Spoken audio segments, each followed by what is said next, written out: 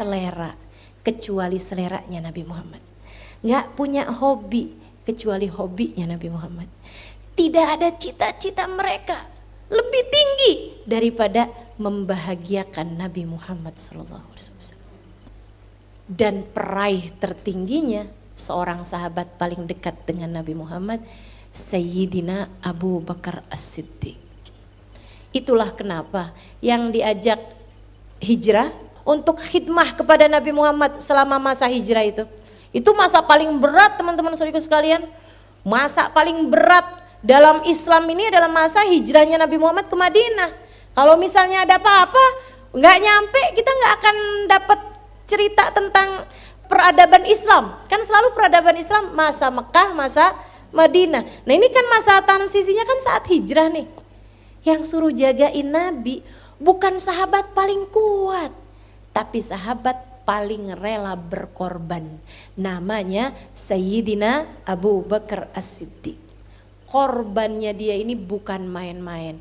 Bukan hanya korban harta, bukan hanya korban tenaga.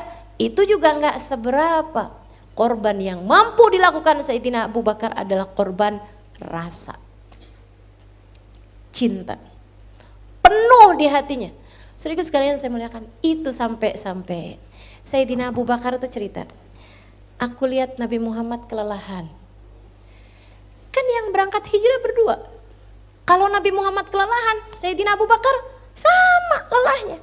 Tapi yang dipikirin Sayyidina Abu Bakar, aku pun segera mencari tempat untuk Nabi Muhammad biar bisa baringan beristirahat. Bukan aku segera mencari tempat untuk kami beristirahat, enggak ada. Untuk Nabi beristirahat. Sampai kemudian aku dapeti di antara gunung-gunung ada satu celah yang bisa dibuat tempat untuk istirahat, ada hembusan angin, sepoi-sepoi, nih kayaknya enak nih buat istirahatnya Nabi. Aku bilang, ya Rasulullah tuh kayaknya bagus buat engkau istirahat. Ayo Abu Bakar pergi. Kata Sayyidina Abu Bakar, aku pun segera membersihkan tempat tersebut. Kemudian aku hamparkan alas tidur buat Nabi Muhammad. Kemudian aku berkata pada beliau, silahkan ya Rasulullah. Sayyidina Abu Bakar khidmah kepadanya khidmah rasa. Biarkan aku lapar, yang penting Nabi kenyang. Biarkan aku lelah, yang penting Nabi beristirahat. Dia bilang, ya Rasulullah silahkan. Kata Sayyidina Abu Bakar, aku pun kemudian melihat Nabi Muhammad berbaring dan tenanglah hatiku.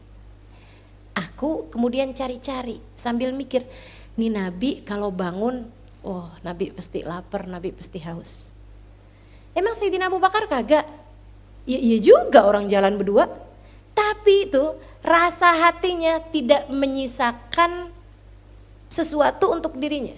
Enggak lagi mikirin jatah diri teman-teman saya sekalian. Yang dipikirin cuma Nabi doang. Ini Nabi nih kalau bangun nih, haus nih Nabi, lapar nih Nabi. Kata Sayyidina Abu Bakar, maka aku pun berjalan bermil-mil. Ratusan meter. Aku jalan, dia bilang, sampai dari atas bukit aku lihat ada penggembala kambing. Aku pun segera menuruni bukit tersebut, aku tanya, kambingnya punya siapa nih? Dia sebutin nama seseorang yang aku punya hubungan dagang sama orang tersebut.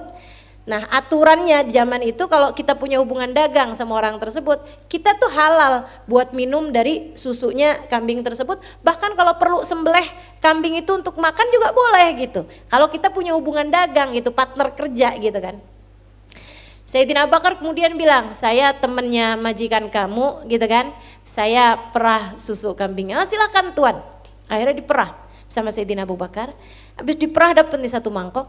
Sayyidina Abu Bakar kemudian pegang, itu lagi musim panas, sampai susunya kambing pun panas teman-teman. Kata Sayyidina Abu Bakar, wah panas nih susunya nih, gimana nih ya.